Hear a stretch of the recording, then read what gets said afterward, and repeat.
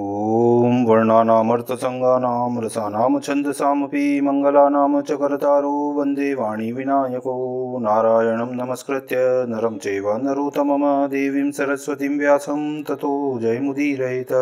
गुरुर्ब्रह्मा गुरुर्विष्णु गुरुर्देवो महेश्वर गुरुर्साक्षात् परब्रह्म तस्मै श्रीगुरुवे नमः। अखण्डमण्डलाकारं व्याप्तं येन चराचरं तत्पददर्शितं येन तस्मै श्रीगुरुवे नमः।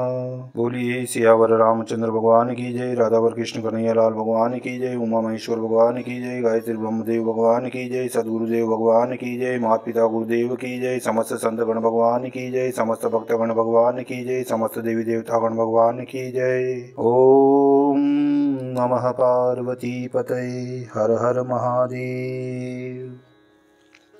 तो मित्रों और आप सभी श्री नरसी पुराण के श्रेष्ठ रसिक जनों, श्रोतागणों, अब तक हमने श्री नरसी पुराण की कथा को नियमित रूप से क्रमबद्ध रूप से श्रवण किया है, कीर्तन किया है, मनन किया है, भजन किया है। अब हम उसी क्रम में श्री नरसी पुराण की कथा को आगे की ओर अग्रसर करते हैं। आप सभी श्रेष्ठ श्रोतागण रसिक जन भगवान श्री नरसी जी के श्री चरणों में दृढ़ भक्ति रखते हुए कथा का श्रवण करें, कीर्तन करें, मनन करें, भजन करें। बोलिए श्री नरसी भगवान की जय।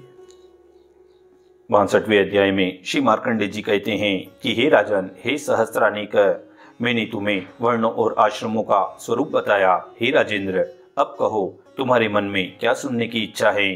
तब सहस्त्रानेक बोले, हे विप्रेंद्र, हे मार्कंडेय जी, आपने बताया कि प्रतिदिन स्नान करके अपने घर में भगवान अच्युत का पूजन करना चाहिए। अतः वह पूजन किस प्रकार होना चाहिए। हे मुनिराज, हे महामुने, जिन मंत्रों द्वारा और जिन आराधनाओं से भगवान विष्णु की पूजा होती हैं, वे आधार और वे मंत्र आप मुझे बताइए।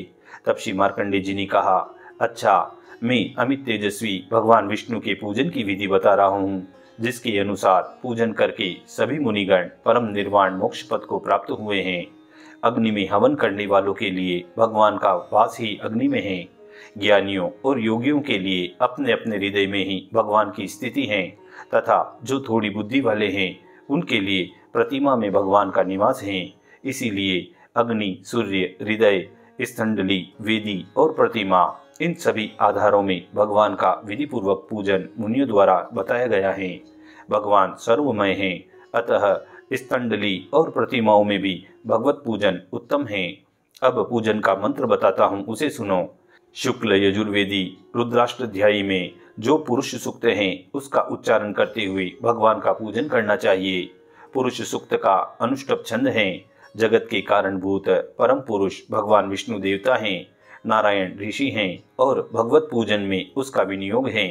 जो पुरुष सूक्त से भगवान को फूल और जल अर्पण करता है, उसके द्वारा संपूर्ण चराचर जगत पूजित हो जाता है।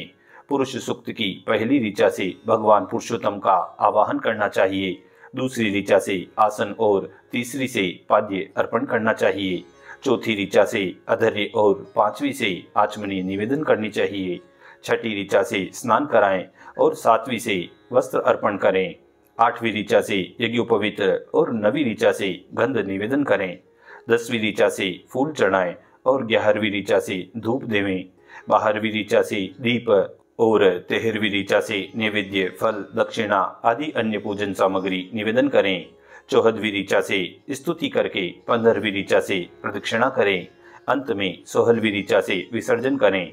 पूजन के बाद शेष कर्म पहले बताए अनुसार ही पूर्ण करें। भगवान के लिए स्नान, वस्त्र, नैवेद्य और आचमनी आदि निवेदन करें। इस प्रकार देवदेव परमात्मा का पूजन करने वाला पुरुष 6 महीनों में ही सिद्धि प्राप्त कर लेता है। इसी क्रम से यदि 1 वर्ष तक पूजन करें तो वह भक्त सानुज्य मोक्ष को अधिकारी बन जाता है। विद्वान पुरुष अग्नि में आहुति के द्वारा, जल में पुष्पों के द्वारा, हृदय में ध्यान द्वारा और सूर्यमंडल में जप के द्वारा भगवान विष्णु का पूजन करते हैं। वे भक्तजन सूर्यमंडल में दिव्य अनामय देवदेव शंख चक्र गदाधारी भगवान विष्णु का ध्यान करते हुए उनकी उपासना करते हैं, जो केयूर, मकराकृति कुंडल, किरीट, हार, आभूषणों से भूषित होकर हाथों में शंख चक्र धारण किए हुए कमलासन पर विराजमान हैं, तथा जिनके शरीर की कांति सुवर्ण के समान दीप्तिमान है।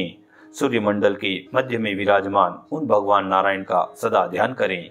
जो प्रतिदिन बुद्धि में भगवान विष्णु की भावना करके केवल इस ध्येय सदा इत्यादि सूक्त का पाठ मात्र ही कर लेता है, वह भगवान विष्णु को संतुष्ट करने वाला पुरुष सब पापों से मुक्त होकर विष्णु धाम को पहुंच जाता है।